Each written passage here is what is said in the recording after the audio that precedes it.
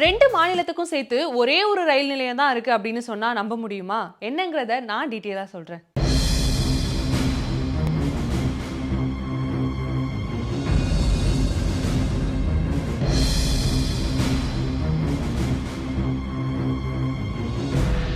நவாப்பூர்ல இருக்கக்கூடிய ஒரு railway station 2 மாநிலங்களுடைய எல்லை பகுதியில் அமைஞ்சிருக்கு. என்ன அப்படின்னா அந்த ரயில்வே ஸ்டேஷனுடைய டிக்கெட் கவுண்டர் வந்து மகாராஷ்டிராலையும், ஸ்டேஷன் மாஸ்டருடைய ரூம் வந்து குஜராத்லயும் அமைஞ்சிருக்கு. என்ன ஒரு மாதிரி தலையெல்லாம் சுத்துதா? ஒண்ணுமே இல்ல. காரணம் என்ன அப்படின்னா 2 மாநிலங்களுடைய எல்லை பகுதியில தான் வந்து இந்த ரயில்வே நிலையமானது அமைஞ்சிருக்கு.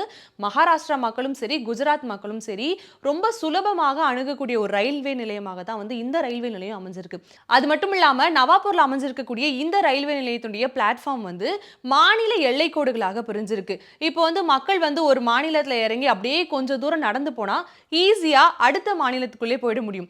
இப்போ வந்து இந்த 2 மாநிலங்களை பிரிக்கிற எல்லை கோடு எது அப்படின்னா இந்த டிக்கெட் கவுண்டரும் ஸ்டேஷன் மாஸ்டருடைய ரூம் மட்டும்தான். அது மட்டும் இல்லாம 800 மீட்டர் நீளத்துல அமைஞ்சிருக்கக்கூடிய இந்த ரயில்வே ஸ்டேஷன் 300 மீட்டர் வந்து குஜராத்துக்கும் பேலன்ஸ் இருக்க 500 மீட்டர் வந்து மகாராஷ்டிராவுக்கும் சொந்தம் அப்படிங்கிற மாதிரி சொல்றாங்க.